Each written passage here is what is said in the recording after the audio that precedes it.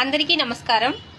వడ్డీలకు డబ్బులు తెచ్చి అప్పులు చేసి సేట్ల దగ్గర సరుకు తీసుకొని అవన్నీ మళ్ళీ నుంచి ఈ షాప్ దగ్గరికి ఆటోలోనే కదా, ఆటోలో నానా సంక నాకుంటూ తిప్పలు పడుకుంటూ కొట్ల దగ్గరికి షాపుల దగ్గరికి చారవేసి ఆ ఉన్న సరుకులన్నీ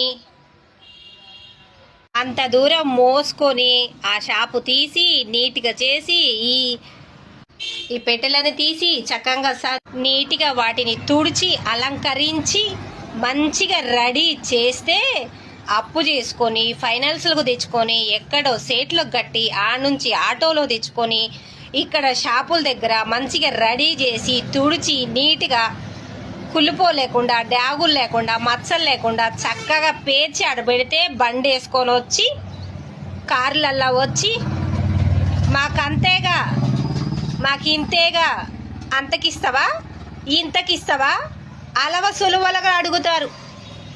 పండ్ల కొట్లంటే అసలు చీపు.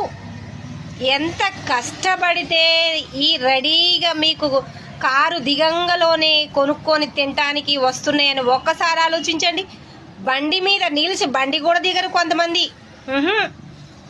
బండి కూడా దిగరు. బండి మీద నుంచే అవి ఇవ్వండి ఇవి ఇవ్వండి, అవి అంతేగా ఇవి ఇంతేగా.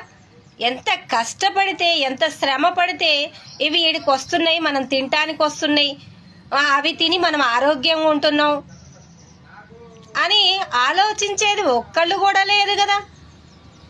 ఓర్ని అమ్మ ఏదో మన ఇంట్లో కాసినట్టుగా మన తోటలో కాసినట్టుగా తెచ్చుకొని అమ్ముకున్నట్టుగా అలవసుల వాళ్ళకి అడుగుతారు, చీపుగా అడుగుతారు.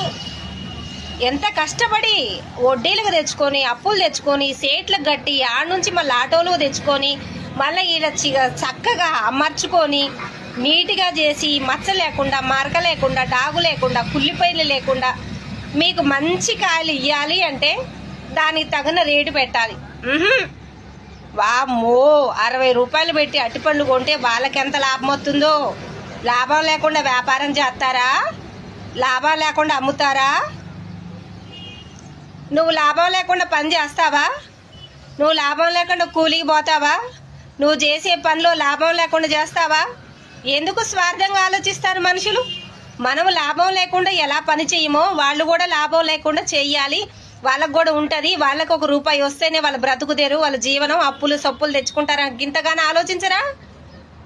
అసలు చీప్ అయిపోయింది పళ్ళ కొట్లు అంటే. పళ్ళ వ్యాపారం అంటే తేలిక. అంత రేటా ఇంత రేటా, 20కి ఇస్తావా 30కి ఇస్తావా 60కి ఇస్తావా